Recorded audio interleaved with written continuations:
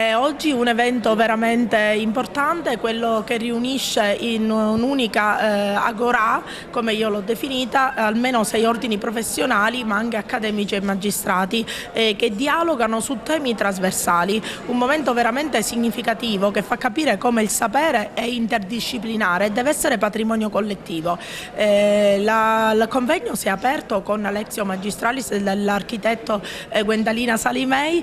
che ha portato la sua esperienza a Roma della mostra sulla Costituzione, perché fra 2 giorni si celebra l'80° anniversario della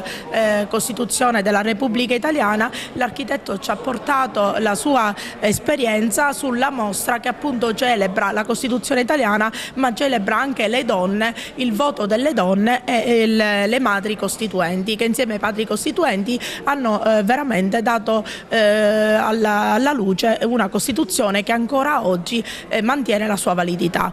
Questo convegno tra l'altro tratta degli argomenti con i quali non solo il notariato ma tutte le professioni vogliono partecipare al dialogo collettivo, dando spunti, visioni, quindi si è trattato della rinunzia alla proprietà, un tema importantissimo che ci viene chiesto nei nostri studi, o la rinunzia alla comproprietà. Gli avvocati hanno trattato il tema delicatissimo insieme ai magistrati dei patti prenuptias, cioè dei patti prematrimoniali, concludendo che la magistratura poi che stabilisce i limiti o i contenuti di questi patti in questo momento, dopo aver firmato il protocollo tra il Consiglio Notarile di Agrigento e gli ordini degli ingegneri e gli architetti sulla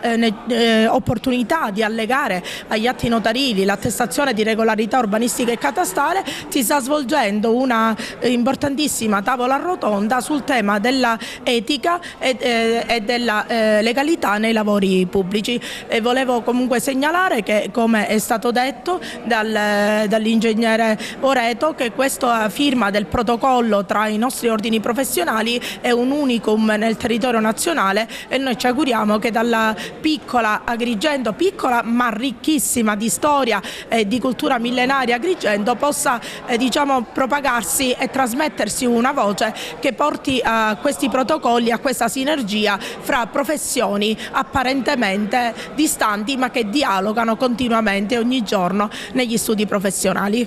Etica e legalità sono principi fondamentali per garantire trasparenza negli affidamenti, il corretto uso delle risorse pubbliche e la concreta realizzazione di opere pubbliche utili per la collettività. Nel corso della tavola rotonda che è stata riservata a noi architetti abbiamo approfondito il tema dell'etica e legalità, e in particolare del concorso di progettazione, uno strumento virtuoso da rilanciare per acquisire progetti di qualità con procedure trasparenti, coperte dall'anonimato e finalizzate ad acquisire le migliori idee per realizzare le nostre opere pubbliche. Così praticamente si rilancia il progetto quale atto pubblico etico in grado di garantire trasparenza, concorrenza e qualità. A chiamata alle arti, anche quest'anno il Consiglio dell'Ordine degli Avvocati ha aderito con grande entusiasmo all'invito del Collegio Notarile di Agrigento e Sciacca. Le 2 tavole rotonde che abbiamo organizzato proprio incrociandoci con la professionalità dei notai sono una relativa ai patti prematrimoniali, istituto molto utilizzato nei paesi anglosassoni e di common law, che verrà studiato dal punto di vista non soltanto dell'avvocatura ma anche dell'accademia, della magistratura e del notariato, per comprenderne anche l'utilizzo in Italia, un paese che in realtà è un paese di civil law, e una seconda tavola rotonda che invece avrà come tematica centrale quella della mediazione. E dunque anche in questo caso la professionalità di notai e avvocati si incroceranno su uno degli istituti che oggi è molto utilizzato con la finalità di deflazionare il contenzioso, e che poi vede al termine proprio della mediazione con esito positivo l'intervento del notaio, che poi ne validerà e gli effetti e a cui si darà poi